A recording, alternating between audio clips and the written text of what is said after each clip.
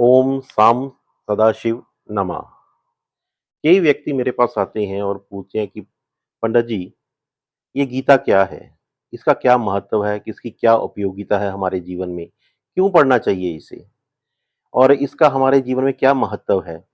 और इसको क्या नियम है इसके पढ़ने के? क्या हमें इस चीज़ों का ध्यान रखना चाहिए? तो आज इन सब बातों का जो है, मैं इस वीडियो में आपको बताऊँगा।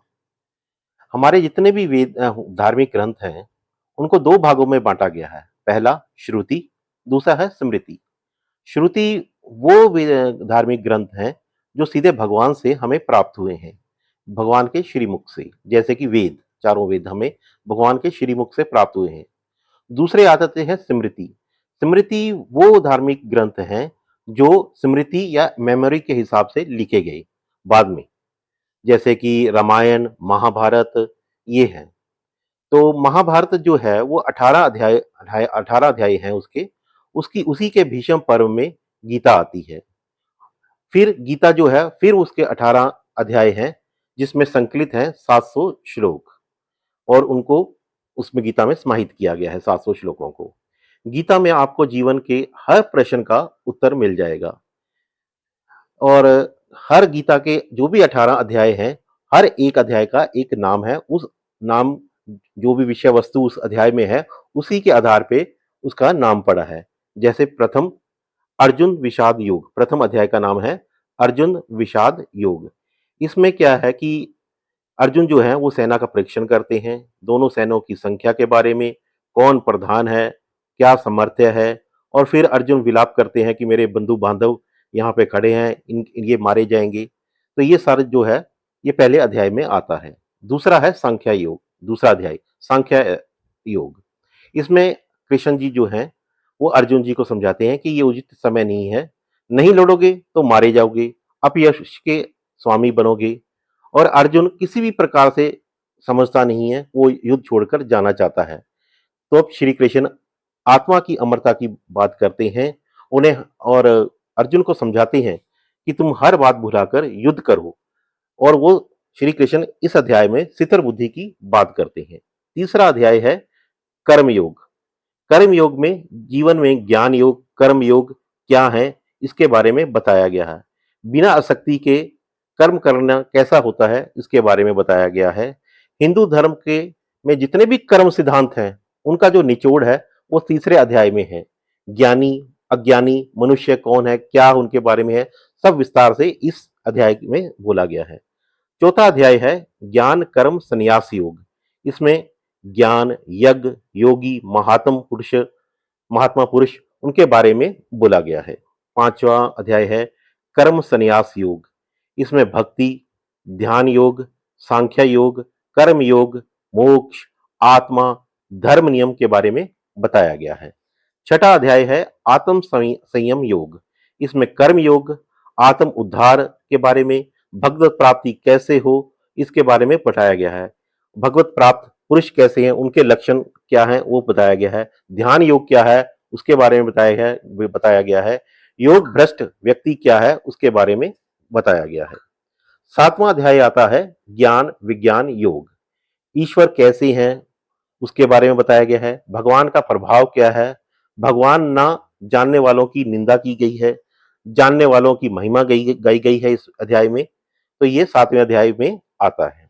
8वां अध्याय है अक्षर ब्रह्म योग। इसमें इस अध्याय में 8वां जो अध्याय है अक्षर ब्रह्म योग, इसमें ब्रह्म, अध्यात्म, कर्म, इसके बारे में अर्जुन के 7 प्रश्न, उनके कृष्ण जी के 7 उत्तर के बारे में का इसमें समावेश है। और कृष्ण मार्ग क्या है, उसके बारे में बताया गया है। 9वां अध्याय आ जाता है राज विद्या राज गुह्य योग। जगत ईश्वर संबंध, जगत उत्पत्ति, भगवत जन का प्रकार, सर्वात्मा से प्रभाव, भगवान के स्वरूप का वर्णन जो है वो 9वें अध्याय राज विद्या राज गुह्य योग में हमें मिलता है। 10वां अध्याय आ जाता है विभूति योग। विभूति योग में हमें योग शक्ति के बारे में, भक्ति योग के बारे में, अर्जुन द्वारा भगवान की स्तुतियां हैं, सिद्धियां, शक्ति के बारे में बताया गया है। 11वां है विश्व रूप दर्शन योग। तो इसमें क्या है कि अर्जुन भगवान से प्रार्थना करते हैं और भगवान अपना विश्व रूप दर्शन, विराट रूप के दर्शन कराते हैं और फिर संजय उसका वर्णन महाराज धृतराष्ट्र से करते हैं। इसमें अर्जुन भयभीत होता है और भगवान की स्तुति करता है और फिर भगवान प्रसन्न होकर अपना चतुर्भुज रूप उसमें दिखाते हैं। तो इसका सारा जो वर्णन है वो 11वें अध्याय विश्व रूप दर्शन योग में है।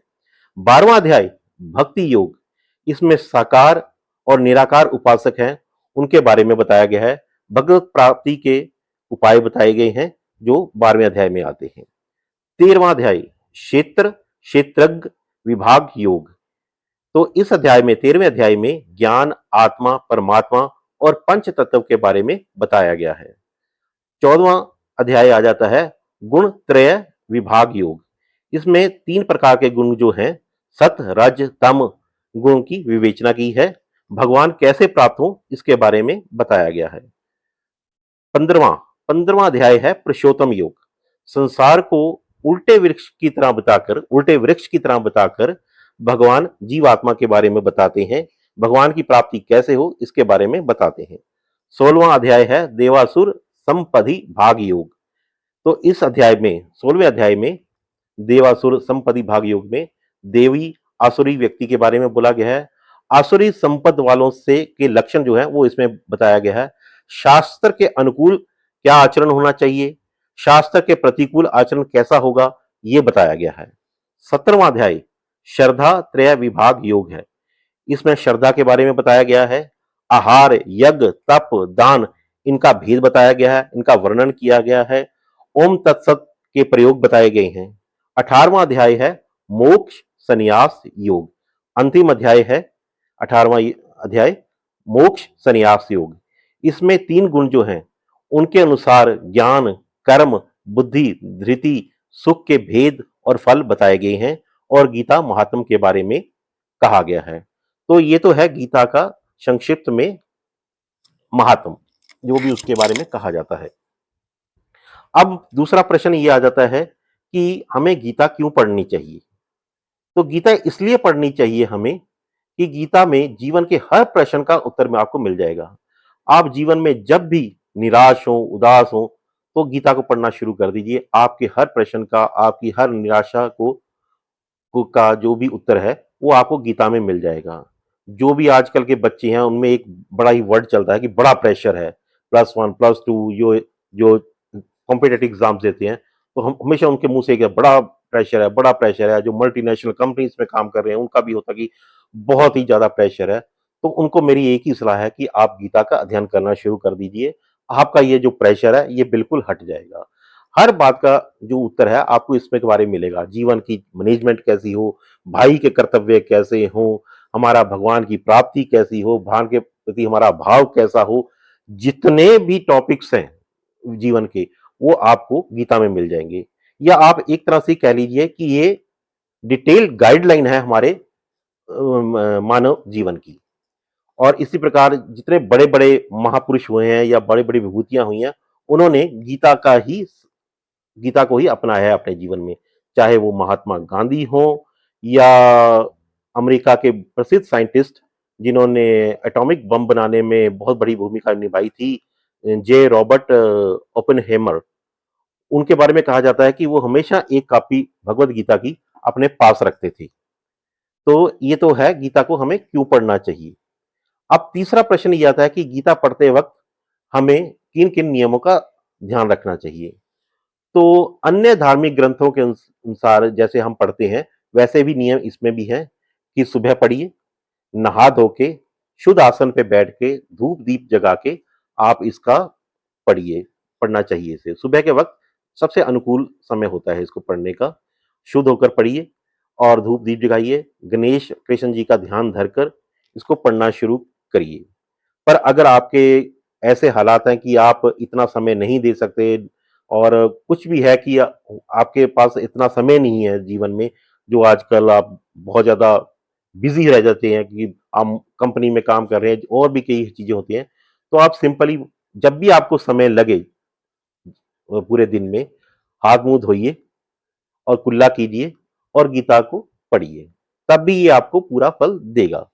अब कई बार व्यक्ति होता है कि वो रोग से पीड़ित है, बिस्तर पे लेटा है, ना तो वो कोई कपड़ा चेंज कर सकता है, ना ही मुंह धो सकता है, तब क्या करे। तो तो उस स्थिति में वो सिर्फ अपनी आंखों को थोड़ा-सा पानी लगाकर, थोड़ा-सा मुँह में पानी लेकर ऐसे अंदर कुल्ला से करके उसके बाद वो लेटे-लेटे भी गीता को पढ़ सकता है। आशा करता हूँ आपको ये वीडियो पसंद आया होगा।